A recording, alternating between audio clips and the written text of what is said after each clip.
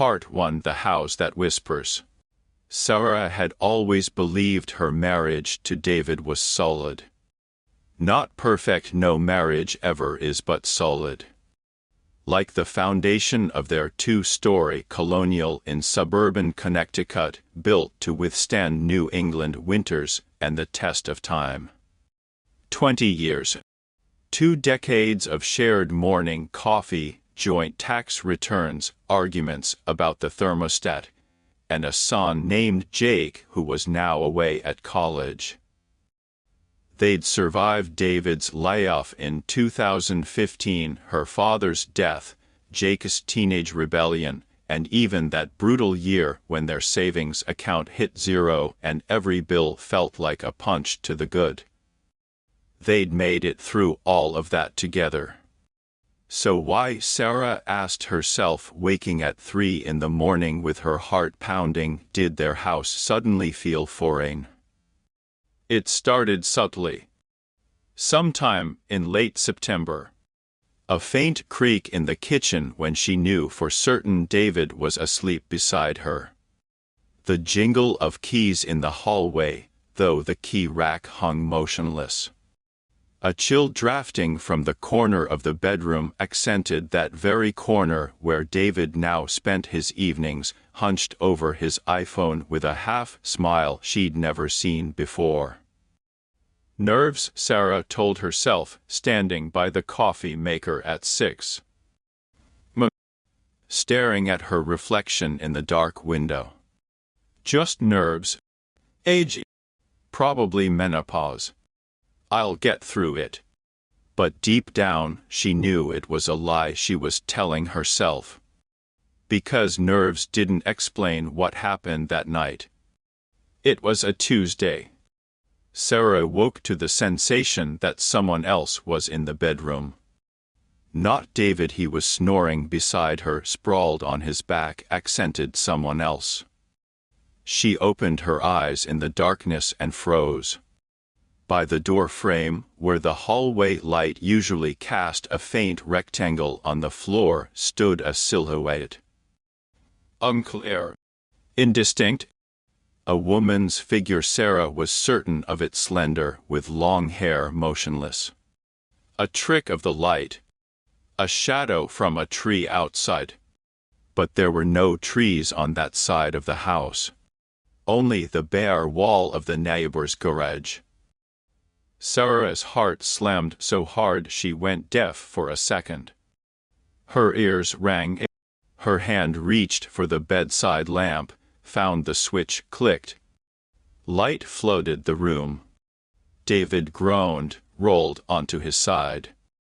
No one. Empty doorway. Silence. What happened? David mumbled through sleep. Nothing, Sarah exhaled. Thought I saw something. She turned off the lamp, lay back down, but couldn't sleep until dawn. And when the first rays broke through the blinds, she understood. Something had changed. In their house. In their lives. Something had arrived. Part 2: The Signs. After that night, Sarah began noticing details she'd previously missed. David started leaving early. Meeting with clients, he'd say, grabbing his car keys. Urgent product, he'd mention, pulling on his jacket. Running late, don't wait up for dinner.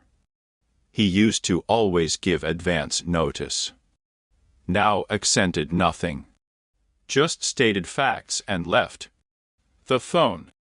God, that damn phone. He no longer left it on the kitchen counter, screen up. Now he kept it in his pocket, checked it in the bathroom with the door closed, smiled at the screen when he thought she wasn't looking. And when she entered the room, he'd quickly dim the display, turn to her with a forced smile. Need something? A couple times, Sarah noticed he'd started dressing better. New shirt. Cologne he'd never worn before. A neat haircut at the barber shop on Main Street, though usually she'd cut his hair at home in the bathroom, laughing at how he'd scrunch his nose when hair fell on it. Now he didn't ask, and the shadow appeared more often. Sarah saw it in the reflection of the turned off to when she sat alone in the living room in the evening. A flicker behind her back, a feminine outline disappearing when she turned around. Saw it in the glass of the balcony door when she stood in the kitchen washing dishes. Saw it in the dark hallway behind David's back when he came home after midnight smelling of unfamiliar perfume. "Where were you?" she'd asked, trying to keep her voice calm. "Work, sir. Work, I told you." But he wouldn't look her in the eye. And the shadow behind his back seemed to grow denser. Sarah started searching for proof. Checked the pockets of his jackets, nothing. Looked through credit card statements, restaurants, gas stations, nothing suspicious. She even once tried to unlock his phone when he was in the shower, but the password had changed. It used to be their wedding date. Now accented something else. She sat on the edge of the bed, holding the alien phone in her hands, and suddenly felt pathetic. What had she become? A detective in her own home. A woman rifling through her husband's things like a paranoid lunatic. But was she going crazy? Or just finally opening her eyes? That night she had a dream. She stood in their bedroom, and the shadow was there, not a silhouette but a real woman. Young, beautiful, with long dark hair and eyes full of triumph. The woman approached David, sleeping in their bed, embraced him, and David smiled in his sleep. Then the woman turned to Sarah and whispered, "He's mine now. You noticed too late." Sarah woke with a scream. David wasn't beside her. Only cold sheets and a note on the pillow, left for the office early. "Love you. Love you." The words now seemed hollow, like an echo in an abandoned building.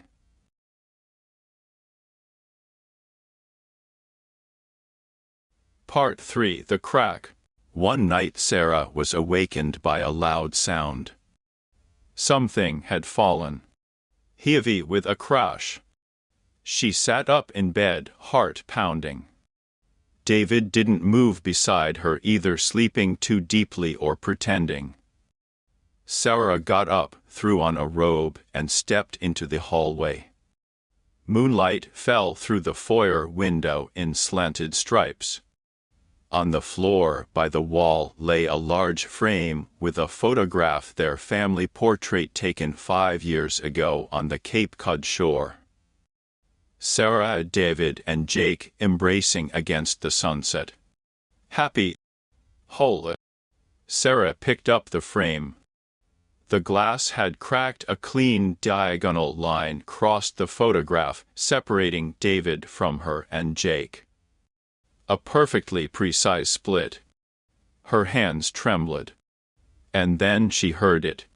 A quiet, almost tender whisper behind her. A woman's voice. "He's mine." The air in her lungs froze. Sarah slowly, very slowly turned around. The hallway was empty. But the cold, that icy, supernatural cold, hung in the air as if someone had opened a door directly into a January blizzard. Her breath turned to vapor. Sarah backed against the wall, clutching the broken frame to her chest, and suddenly realized David wasn't in the bedroom. She hadn't heard him get up, but the bed was definitely empty. She rushed back. Yes, the sheet was thrown aside, the pillow cold. She checked the bathroom, empty. The study also. Went downstairs, living room, kitchen, all rooms empty. His car sat in the driveway, keys lay on the foyer table, but he wasn't there. Phone. She grabbed her iPhone, dialed his number. Rings. Then voicemail. David, where are you? Her voice trembled. Answer, please. You're scaring me. She returned to the bedroom and froze in the doorway. The shadow stood in the corner. That same one where David sat in the evenings. Black, elongated, but now Sarah was certain accented it was smiling.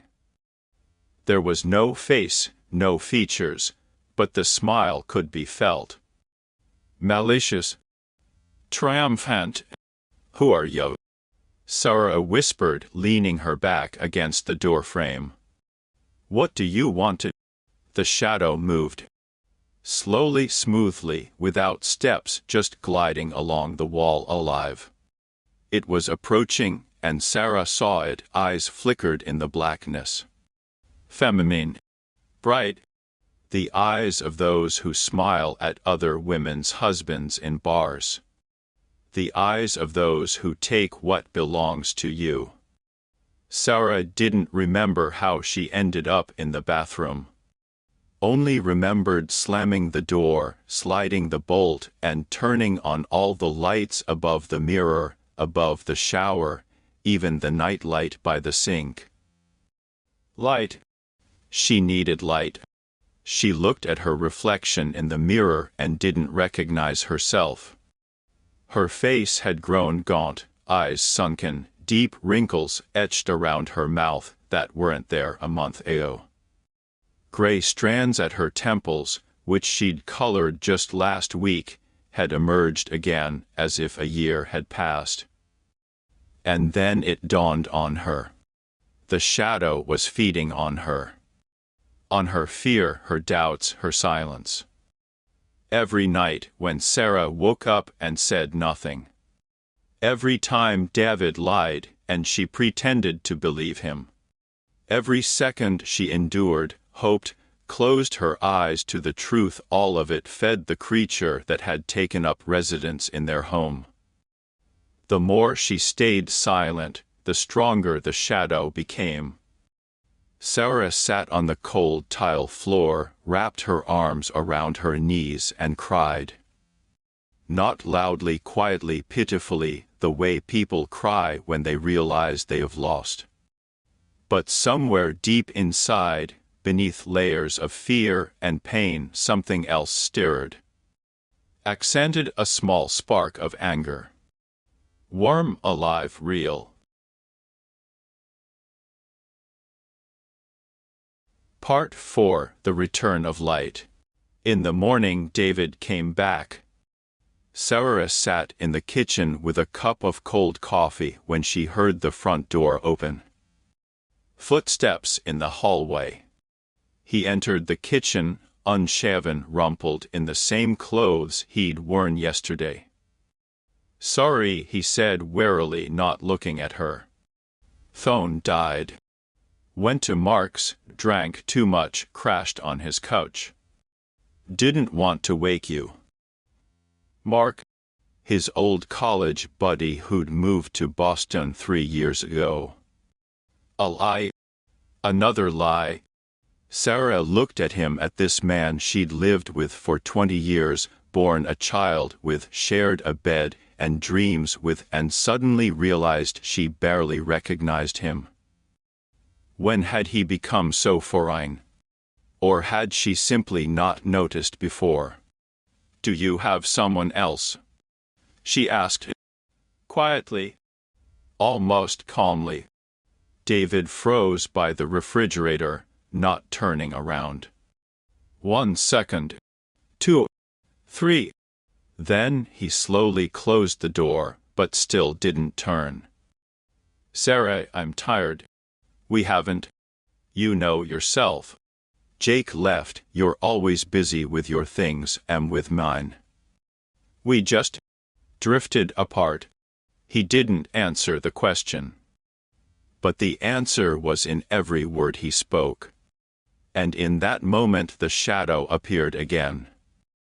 right behind his back, in the corner of the kitchen between the refrigerator and the window. Black, dense, satisfied. Sarah saw it clearly, more clearly than ever before. And it seemed the shadow was speaking without words. See, he's already mine.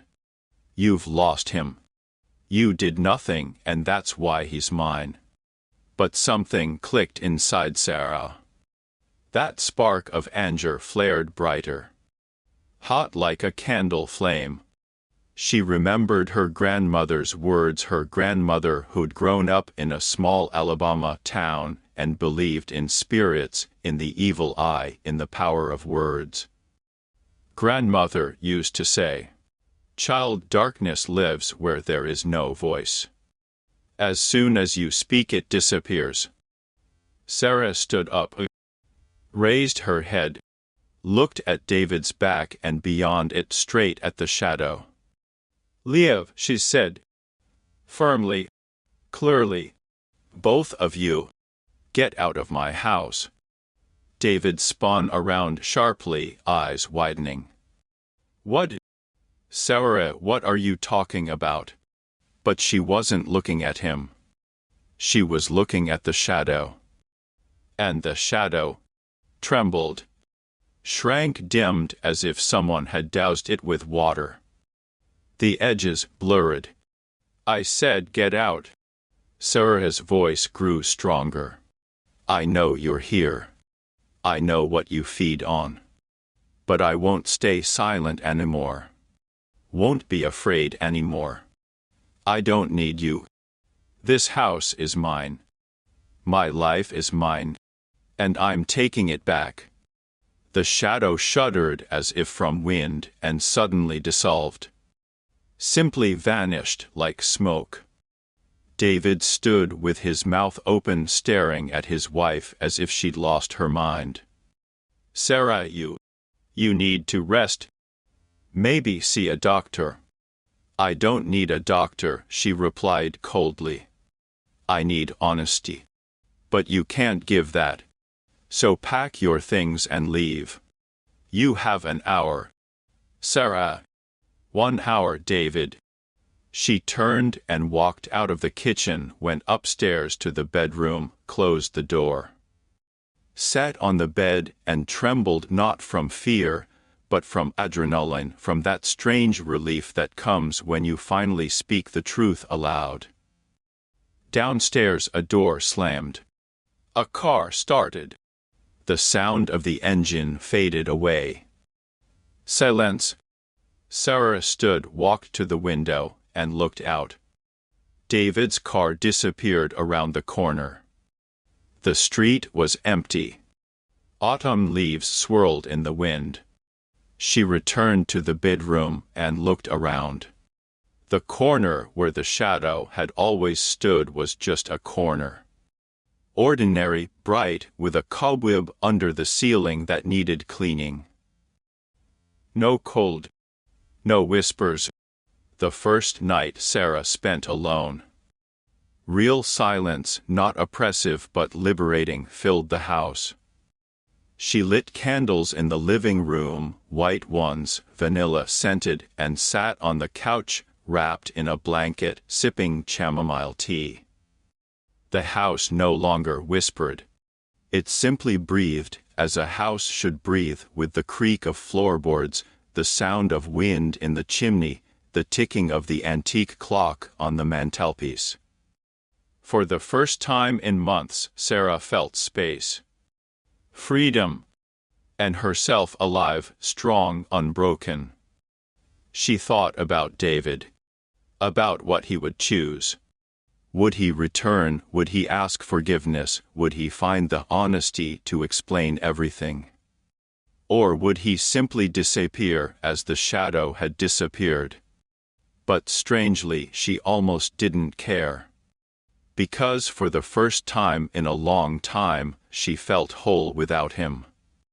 At dawn she stood, walked to the window, and looked at the sky where clouds were turning pink. Whispered, "Thank you."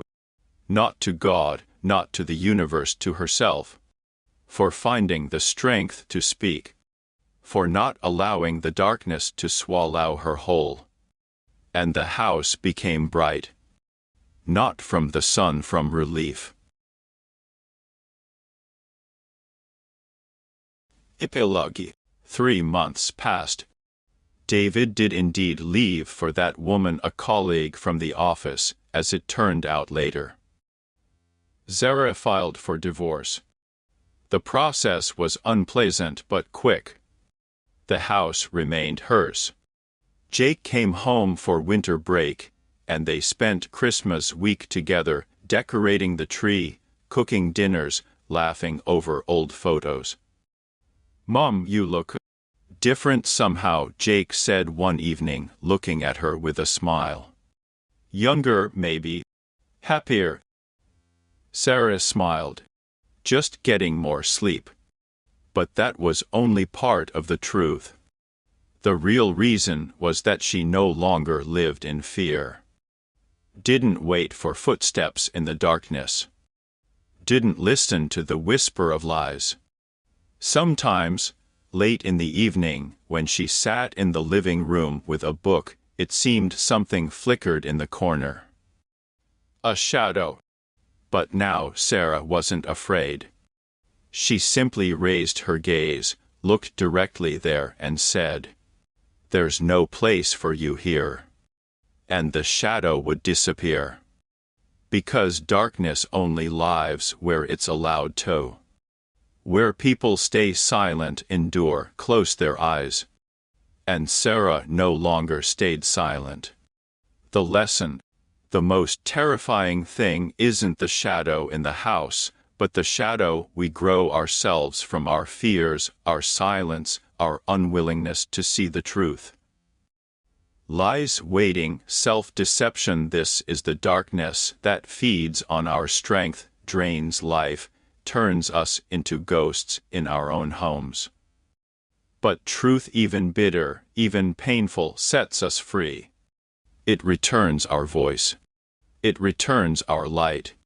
And when we finally find the courage to say enough, the shadows disappear. Because they have no power over those who dared to speak.